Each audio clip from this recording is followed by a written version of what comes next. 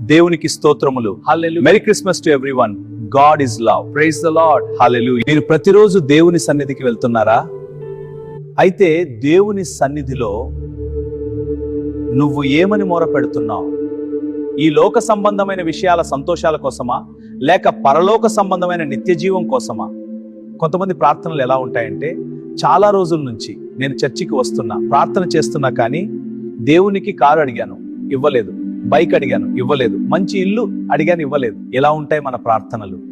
కానీ దేవుడు నీ దగ్గర నుంచి ఏమి కోరుతున్నాడో తెలుసా? బలులైనను నైవేద్యములైనను నేను కోరను గాని అంటున్నారు. ఆయన మన వద్ద నుంచి ఏం కోరుకుంటున్నారు? విరిగి నలిగిన హృదయాన్ని మన నుంచి ఆయన కోరుకుంటున్నారు. నీకు అందమైన కళ్ళు, ముక్కు, నోరు, పెదవులు, కాళ్ళు, చేతులు అన్నీ ఇచ్చారైనా నీకు సంతోషం లేదు. నువ్వు సంతోషంగా ఉండవు, దేవుడిని సంతోష పెట్టవు. కనీసం మీ ఇంట్లో వాళ్ళతోనైనా సంతోషంగా ఉన్నావా? నువ్వు సంతోషంగా లేకపోవడానికి కారణం, నీకు మేలు జరగకపోవడానికి కారణం నీ పాపమేని నీకు తెలుసా? ప్రియమైన క్రైస్తవ సహోదరుడా, క్రైస్తవ సహోదరి, పరిశుద్ధ గ్రంథంలో ఇలా వ్రాయబడి ఉంది, నీ దోషములు వాటి క్రమమును తప్పించెను, మీకు మేలు జరగకుండా ఉండుటకు మీ పాపములే కారణము అని దేవుని వాక్యము సెలవిస్తుంది.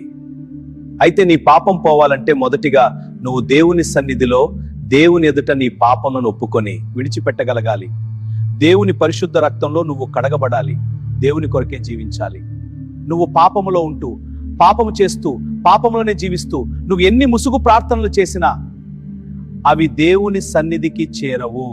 మరి దేవుడే కదా ప్రార్థన చేస్తే, విజ్ఞాపన చేస్తే, అడిగితే అన్ని దయచేస్తాను అన్నారు. అవును, నిజమే. ఇప్పుడు పరిశుద్ధ గ్రంథంలో నుంచి మరో వాక్యాన్ని చూద్దాం. ఈ వాక్యాన్ని ఎత్తి పట్టుకుని దేవుని పిల్లలు అడుగుతా ఉంటారు, నువ్వు అన్నావు కదా ప్రభువా, నీవు నాకు మొరపెట్టుము, నీవు ఎరుగలేని సంగతులను, గూఢమైన సంగతులను నేను నీకు తెలియజేతునని. ఆయన అన్ని తెలియజేస్తారు. ఎప్పుడో తెలుసా?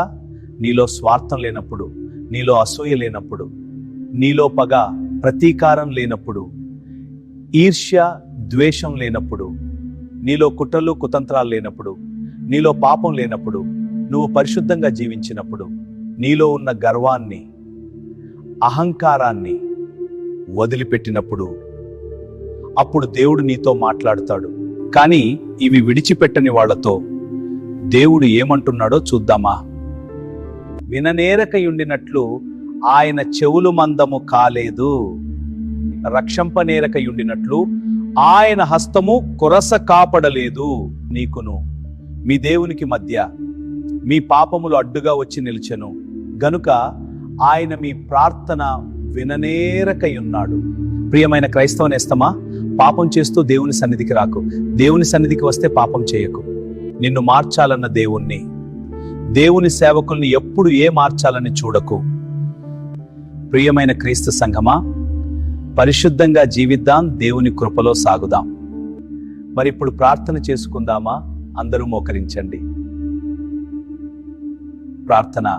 మహాపరిశుద్ధుడును ప్రేమగల తండ్రి యేసయ్య, నీకే వందనం, నీకే స్తోత్రం. ఇక్కడ కూడి ఉన్న ప్రతి కుటుంబాన్ని మీరు దీవించండి, ఆశీర్వదించండి, మీ కృపలో భద్రపరచండి. నీ వాక్యపు వెలుగులో మమ్మల్ని అందరినీ నడిపించండి. తండ్రి, కుమార, పరిశుద్ధాత్మ దేవుడు మనకును పరిశుద్ధులకును సదాకాలం తోడయుని నడిపించునుగాక. ఆమేన్.